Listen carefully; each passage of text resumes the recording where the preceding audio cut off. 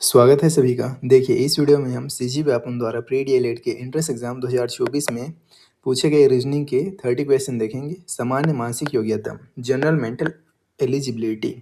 देखिए 2024 में अच्छे लेवल के क्वेश्चन पूछे गए थे रीजनिंग में। सभी को समझते चलेंगे, वीडियो को पूरा देखिएगा लास्ट तक, तभी आप चीज़ों को अच्छे से समझ पाएंगे।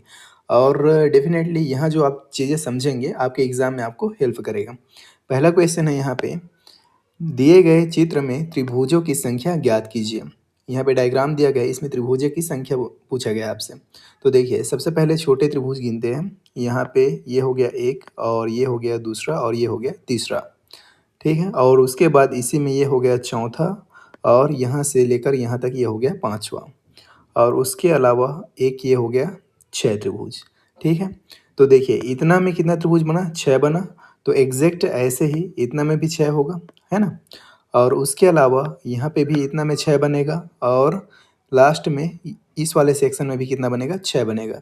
तो टोटल यहाँ पे देखेंगे तो 6 और 4 को मल्टीप्लाई कर देंगे, 4 बार बनेगा 6 त्रिभुज, तो ये हो जाएगा 24 ट्रायंगल। और उसके बाद आगे देखें, यहाँ पे ये एक त्रिभुज बना, ठीक है, और उसके बाद यहाँ से लेकर यहाँ तक दूसरा बना, और यहाँ से लेकर यहाँ तक ये बना तीसरा त्रिभुज। ठीक है, तो एक कोना में इतना में 3 त्रिभुज बना, तो दूसरा कोना में भी 3 त्रिभुज बनेगा, और तीसरा कोना में भी 3 त्रिभुज बनेगा, और चौथा कोना में भी 3 त्रिभुज बनेगा। तो टोटल कितना त्रिभुज और बनेगा, 4 तिया 12 त्रिभुज। ठीक है, दोनों को ऐड करेंगे तो ये हो जाएगा 36। तो इस चित्र में कितने त्रिभुज हैं, 36। ऑप्शन सी इस क्वेश्चन का राइट आंसर हो जाएगा। दी गई आकृति बनाने के लिए न्यूनतम सीधी रेखाओं की संख्या ज्ञात कीजिए। इसमें जो न्यूनतम सीधी रेखाओं की संख्या है उसे आपको पूछा गया है। तो देखिए गिनते हैं, ये हो गया एक, और ये हो गया दूसरा, और ये हो गया तीसरा। चलिए प्रॉपर मार्क करते चलते हैं।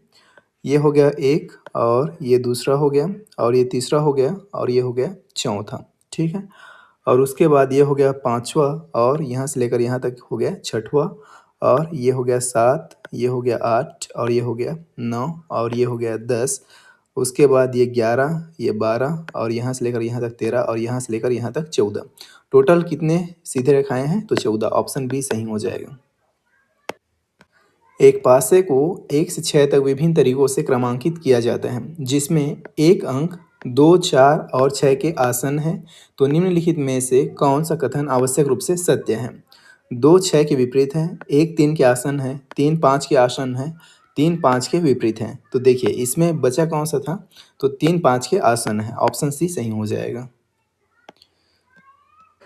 नीचे दिए गए बक्से 1 2 3 और 4 में से उन बक्सों का चयन करें जिन्हें कागज की दी गई शीट ए द्वारा बनाया जा सकता है।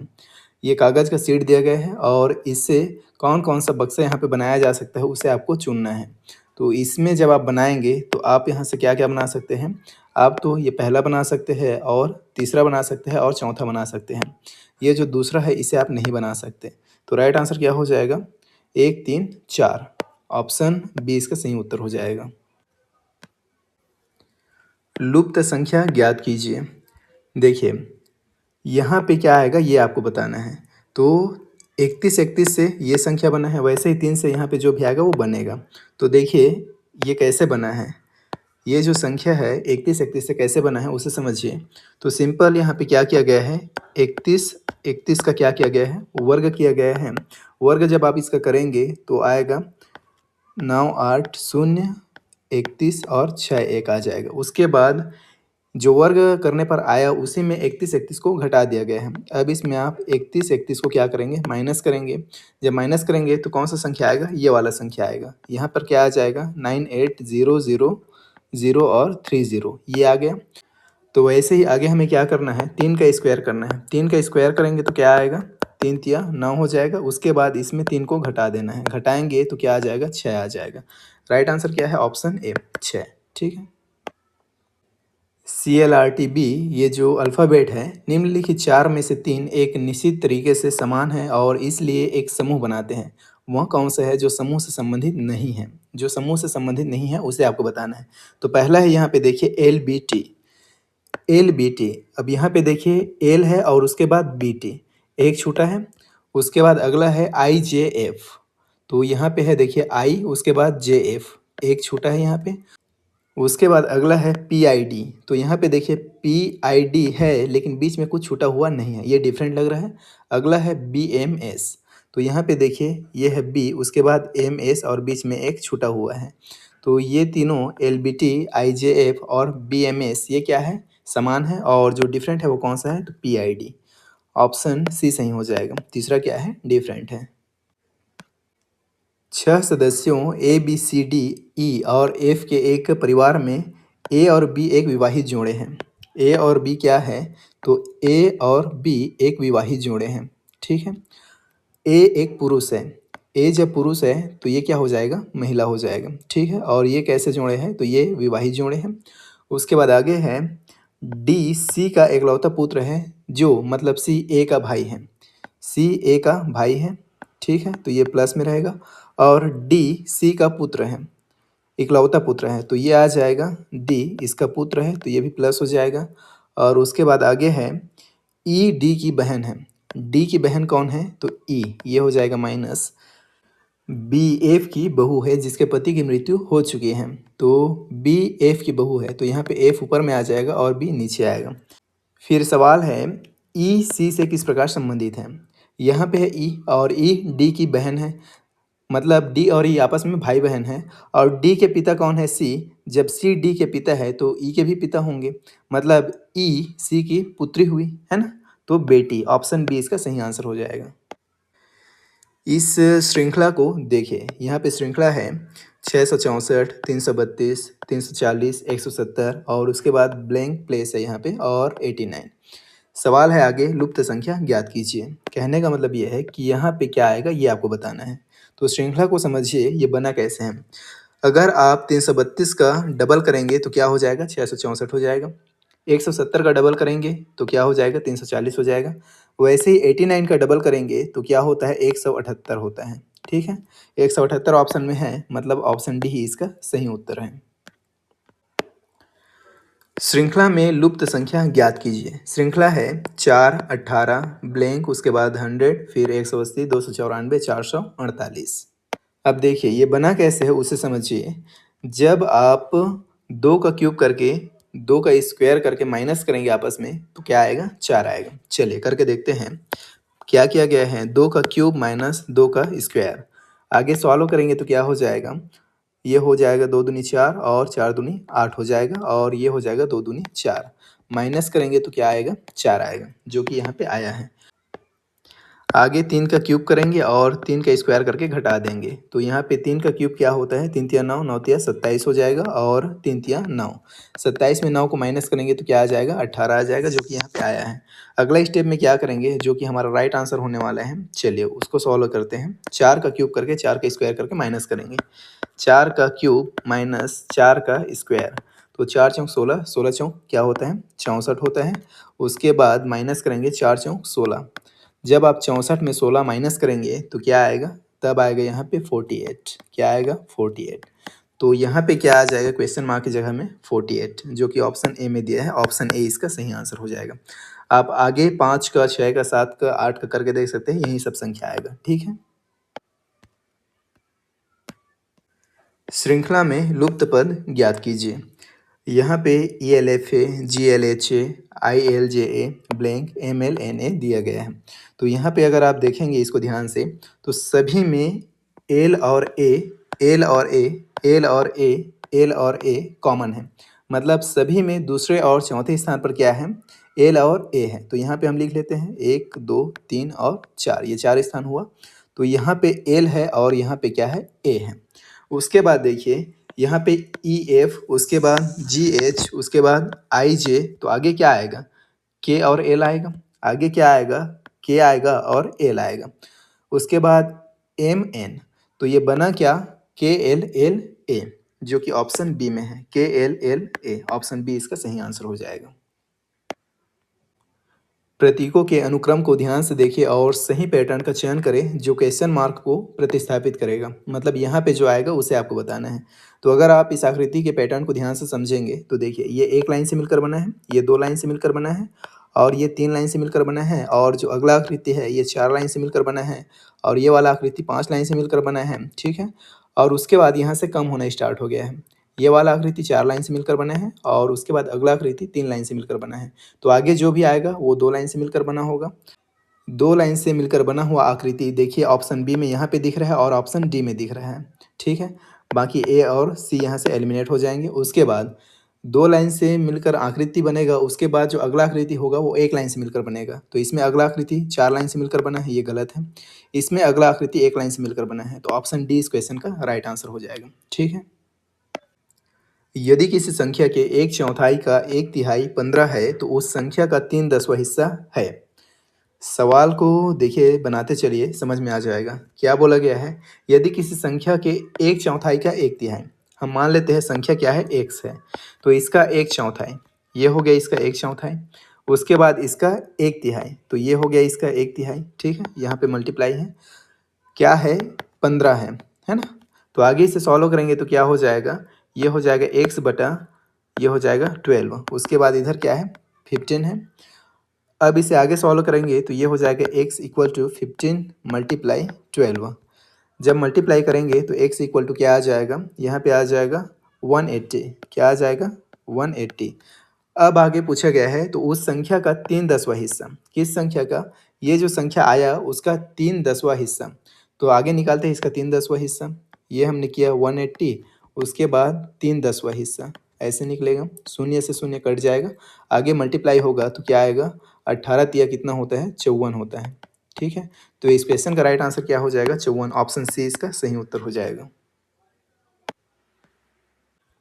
नीचे दिए गए चित्र में दिए गए टुकड़ों को जोड़कर कौन सी सही आकृति बनाई जा सकती है। इस बक्से में जो भी आकृति दिया गया है, टुकड़ा दिया गया है, इसको जोड़कर इसमें से कौन सी आकृति बनाई जा सकती है उसे आपको बताना है। तो इसे आप जोड़ेंगे तो आप ये वाला आकृति बना सकते हैं, ऑप्शन सी, ठीक है। इस क्वेश्चन का राइट आंसर हो जाएगा ऑप्शन सी। इसको जोड़ने पर ये वाला आकृति बन जाएगा।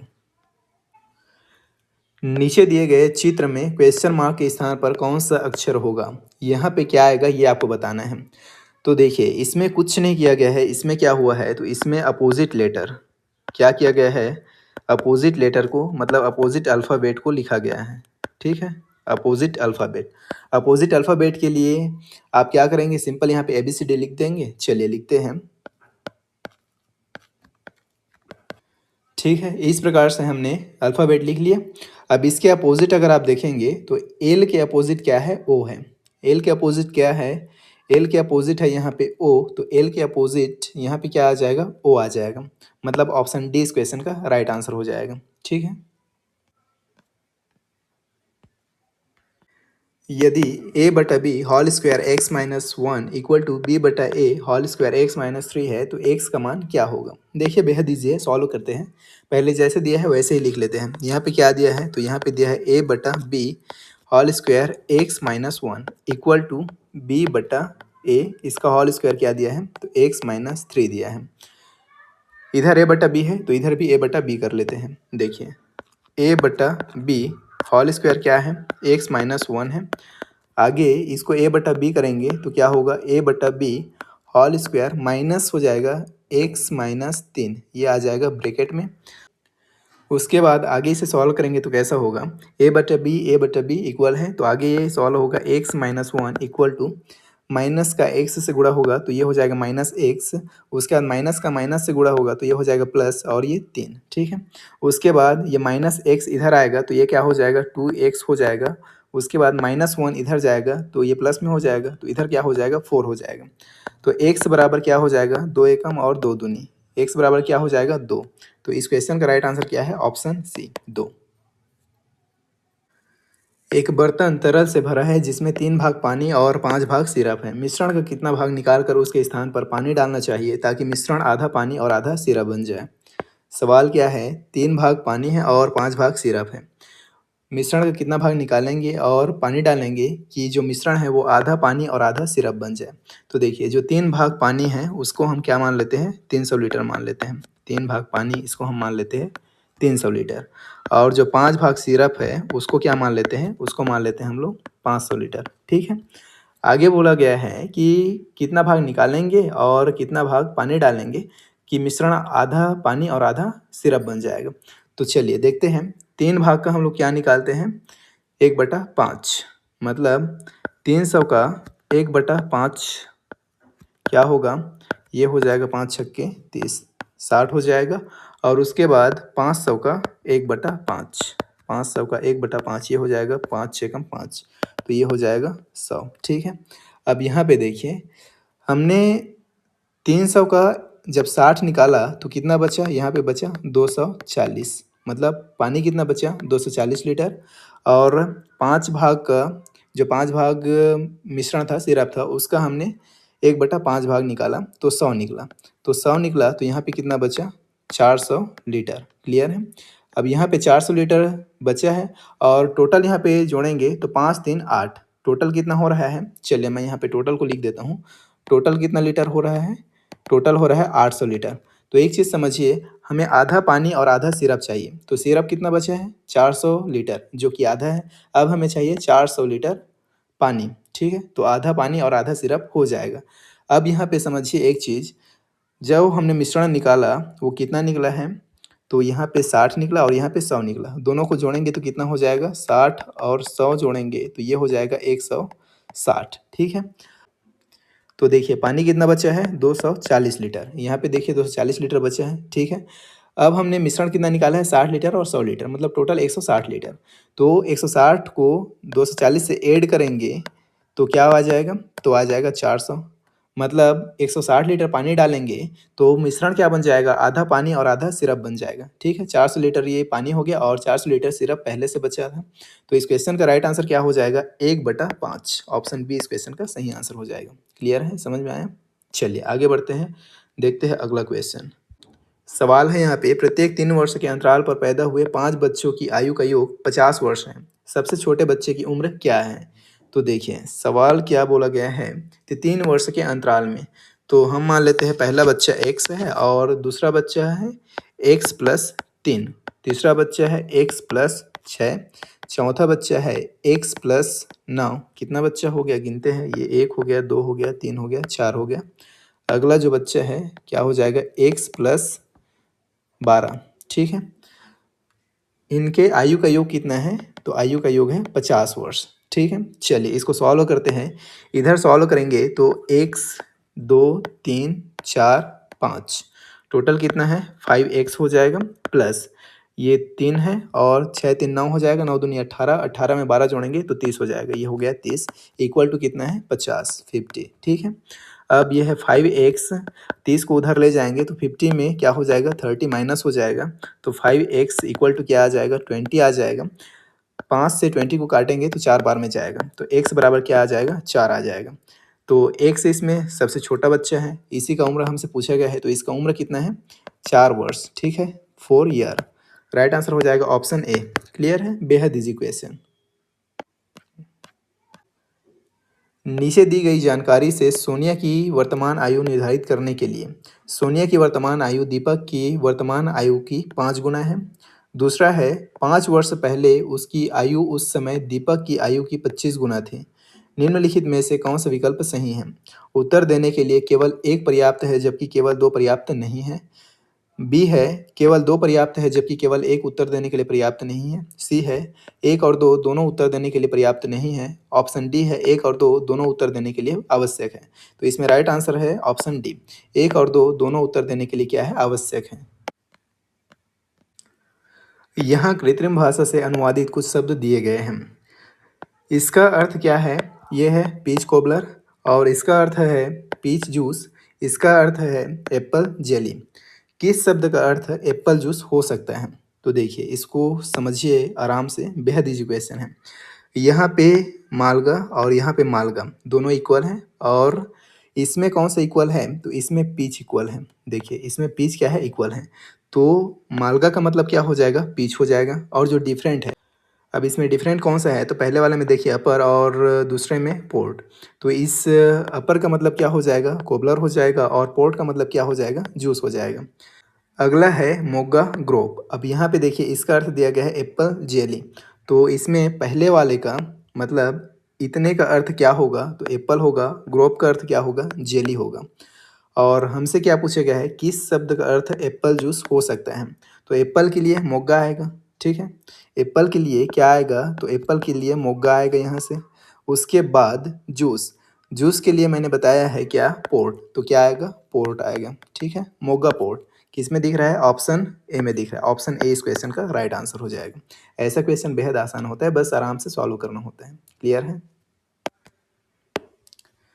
उस विकल्प का चयन करें जो अन्य तीन से भिन्न है। प्रायद्वीप, द्वीप, खाड़ी और अंतरीप। अब इसमें देखिए, प्रायद्वीप और अंतरीप और उसके अलावा द्वीप, ये सभी क्या है, ये तीनों हैं भूभाग। ये तीनों क्या है, तो ये तीनों हैं भूभाग। और इसमें ऑप्शन सी जो खाड़ी है, ये क्या है, ये डिफरेंट है। ये क्या है, तो ये है जलीय भाग, ठीक है। तो इसमें डिफरेंट ही पूछा गया है, तीन से जो भिन्न है उसी को आपको बताना है। तो ऑप्शन सी इस क्वेश्चन का राइट आंसर हो जाएगा। उपयुक्त आकृति का चयन करें जो प्रश्न चिन्ह को प्रतिस्थापित करेगा। यहाँ पे जो आएगा उससे आपको बताना है। तो इसमें देखिए, ये 5 लाइन से मिलकर बना हुआ आकृति है जो कि 90 डिग्री क्लॉकवाइज क्या हुआ है, रोटेट हुआ है। और उसके बाहर क्या आया है, 4 लाइन से बना हुआ चित्र आया, चतुर्भुज आया है। तो अगला जो आकृति है, ये वाला आकृति, ये क्या होगा, ये भी आगे जाके क्या होगा, 90 डिग्री रोटेट होगा। जब आप इसको 90 डिग्री रोटेट करेंगे तब भी ये ऐसे ही बनेगा। और इसके बाहर क्या आएगा, इसके बाहर आएगा त्रिभुज, ठीक है। इसके बाहर आ जाएगा ये त्रिभुज। तो ये कुछ इस प्रकार का आकृति बनेगा। ऐसा आकृति आपको किस में दिख रहा है, ऑप्शन ए में दिख रहा है। तो ऑप्शन ए इस क्वेश्चन का राइट आंसर हो जाएगा, ठीक है। निम्नलिखित 5 विकल्पों में से 3 आकृतियों का चयन करें जो पुनर्व्यवस्थित होने पर एक पूर्ण वर्ग बनाएंगे। तो इसमें कौन कौन सा ऐसी आकृति है जो पुनर्व्यवस्थित होकर एक पूर्ण वर्ग बनाएगा, तो वो है पहला, तीसरा और पांचवा। तो इस क्वेश्चन का राइट आंसर हो जाएगा ऑप्शन बी। क्लियर है। निम्नलिखित 9 आकृतियों को केवल एक बार प्रत्येक आकृति का उपयोग करके 3 वर्गों में समूहित किया जा सकता है। तो सही विकल्प कौन सा होगा। मतलब इतना जो आकृति दिया है उसमें से किसी को आपको 2 बार यूज़ नहीं करना है, 3 वर्ग बनाना है आपको, ठीक है, इस 9 आकृति का इस्तेमाल करके। लेकिन सभी आकृति को आपको एक बार ही इस्तेमाल करना है। तो आप आकृति कैसे बना सकते हैं, तो देखिए ग्रुप को समझिए। पहले तो बनेगा 1, 6 और 9, ये तीनों मिलके आपस में एक वर्ग बना सकते हैं। उसके बाद जो अगला आकृति बनेगा वो कौन सा है, तो 3, 4 और 7, 3, 4, 7, ठीक है। उसके बाद अगला आकृति है कौन सा, तो 2, 5 और 8, ठीक है। तो इसमें 1, 6, 9 आपस में मिलकर एक वर्ग बनाएगा, 2, 5, 8 आपस में मिलकर एक वर्ग बनाएगा, और 3, 4, 7 आपस में मिलकर एक वर्ग बनाएगा। तो ऑप्शन डी इस क्वेश्चन का राइट आंसर हो जाएगा। क्लियर है। एक निश्चित कूट भाषा में पीट ना सोम का अर्थ है ब्रिंग मी वाटर, ना जो टोड का अर्थ है वाटर इज लाइफ, टूब और पीट का अर्थ है गिव मी टॉय, जो लिन कोट का अर्थ है लाइफ एंड डेथ। निम्नलिखित में से कौन उस भाषा में ईज को दर्शाता है। ईज कैसे लिखा जाएगा उस भाषा में, मेन ये बताना है आपको। तो देखिए चलिए मिलाते चलते हैं। इसमें देखिए पीट ना सोम है और इसमें ना जो टोड है, तो इसमें ना कॉमन है, ठीक है। इसमें ना कॉमन है और इसमें वाटर कॉमन है, ठीक है। इसमें वाटर कॉमन है, तो वाटर के लिए किसका इस्तेमाल हुआ है, वाटर के लिए इस्तेमाल हुआ है ना का, ठीक है। उसके बाद आगे देखिए, इसमें जो है और इसमें जो है, दोनों वाक्य में जो कॉमन है। और इधर देखेंगे तो वाटर इज लाइफ और इधर है लाइफ एंड डेथ, तो इधर लाइफ कॉमन है। तो जो का अर्थ क्या हुआ, जो का अर्थ हुआ लाइफ, ठीक है। अब उसके बाद आगे क्या है, इसमें ईज बचा, इसमें क्या बचा, ईज बचा, और इसमें क्या बचा है, टोड बचा है। तो जाहिर सी बात है टोड का मतलब क्या होगा, ईज होगा। और सवाल क्या पूछा है, ईज का ही पूछा है कि उस भाषा में ईज को कैसे लिखा जाएगा। तो ईज लिखा जाएगा टोड, जो कि ऑप्शन सी में है। ऑप्शन सी इस क्वेश्चन का राइट आंसर हो जाएगा। क्लियर है। निम्नलिखित संख्या श्रृंखला में एक को छोड़कर सभी संख्याएं एक निश्चित गणितीय सूत्र का पालन करती है। वह संख्या ज्ञात कीजिए जो अन्य संख्याओं से भिन्न है। जो इसमें अन्य संख्याओं से भिन्न है उसे आपको बताना है। तो चलिए इन संख्याओं को पहले लिख लेते हैं। संख्या कौन कौन सा है, तो संख्या है 2, 5, 10 और 17। उसके बाद है 26, उसके बाद है 37, फिर है 50, उसके बाद है 64। तो यहाँ पे समझिए एक चीज़, ये संख्याएं बनी कैसे हैं। तो 2 से 5 में आने के लिए +3 किया गया है, 5 से 10 में आने के लिए क्या किया गया है, +5, और यहाँ से 17 में आने के लिए +7 किया गया है, और यहाँ से यहाँ तक आने में +9, और 26 में आप 11 जोड़ेंगे प्लस 11 तो क्या बनेगा 37। 37 में आप प्लस 13 जोड़ेंगे तो क्या बनेगा 50 बनेगा। और 50 में आगे आपको क्या जोड़ना पड़ेगा प्लस 15। ठीक है, जब आप 15 जोड़ेंगे तो 15 जोड़ने पर क्या बनेगा तब बनेगा 65। तो ये 64 यहाँ पे गलत दिया गया है। पूछा अन्य से भिन्न है तो अन्य से भिन्न कौन सा है, ये 64। ठीक है, राइट आंसर हो जाएगा ऑप्शन डी। क्लियर है। 11 छात्र A B C D F G H I J और के पहली पंक्ति में शिक्षक के सम्मुख बैठे हैं। डी जो एफ के ठीक बाईं ओर है, सी के दाईं ओर दूसरे स्थान पर है, ए ई के दाईं ओर से दूसरे स्थान पर है जो एक छोर पर है, और जे ए और बी का निकटतम पड़ोसी है, और जी बाईं ओर से तीसरे स्थान पर है, एच डी के बगल में बाईं ओर और आई के दाईं से तीसरे स्थान पर है। तो बीच में कौन बैठा है ये आपको बताना है। तो इसको जब आप पूरा पढ़ के जमाएंगे अच्छे से, जमाने में काफ़ी टाइम भी लगेगा आपका। जमाने के बाद ये कैसा लिखाएगा चलिए मैं यहाँ पे लिख देता हूँ।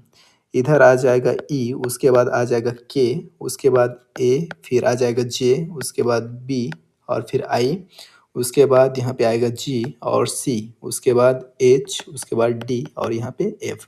आप इन सभी कंडीशन को पढ़ सकते हैं, पूरा वेरीफाई होगा इस जमावट में, ऐसे ही जमावट बनेगा इसको जब आप जमाएंगे अच्छे से। तो फिर पूछा गया है कि बीच में कौन बैठा है। तो आप अगर यहाँ पे देखेंगे ध्यान से तो बीच में कौन आ रहा है, बीच में आ रहा है आई। राइट आंसर हो जाएगा ऑप्शन ए आई। क्लियर है। इसको आप सभी ऑप्शन को पढ़ के देख लीजिएगा और जमाने का प्रयास कीजिएगा, खुद से जम जाएगा। 5 लड़कों ए बी सी डी और ई और 4 लड़कियों पी क्यू आर और एस में से 5 लोगों की एक टीम का चयन किया जाना है। चयन के लिए कुछ मानदंड दिए गए हैं। ए और एस को एक साथ होना है, पी को आर के साथ नहीं रखा जा सकता, डी और क्यू एक साथ नहीं जा सकते, सी और ई को एक साथ होना चाहिए, आर को बी के साथ नहीं रखा जा सकता। यदि आर सदस्यों में से एक है तो टीम के अन्य सदस्य क्या हो सकते हैं। देखिए ऑप्शन को वेरीफाई करके देखिए, जैसे कंडीशन दिया है वैसे ही। पहला ऑप्शन है पी एस ए डी, तो इसमें देखिए ए और एस को एक साथ होना चाहिए। ठीक है, ए और एस एक साथ है। अगला है पी को आर के साथ नहीं रखा जा सकता, तो पी को आर के साथ किसी में है क्या, तो देखिए आर एक सदस्य है मतलब आर सभी में है। ठीक है, आर एक सदस्य है मतलब आर सभी में है, इस लाइन का मतलब यही हुआ। ठीक है, तो अन्य सदस्य इन चारों में से कौन होगा ये आपको बताना है, सिंपल। तो सवाल बोला है कि पी को आर के साथ नहीं रखा जा सकता, तो आर के साथ ये पी नहीं आ सकता, ऑप्शन ए एलिमिनेट हो गया।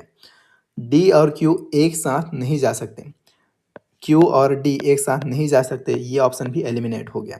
ठीक है, उसके बाद आर को बी के साथ नहीं रखा जा सकता, आर को बी के साथ नहीं रखा जा सकता। ठीक है, उसके बाद अगला ऑप्शन कौन सा है, सी और ई को एक साथ होना चाहिए, सी और ई को एक साथ होना चाहिए जो कि दोनों में है।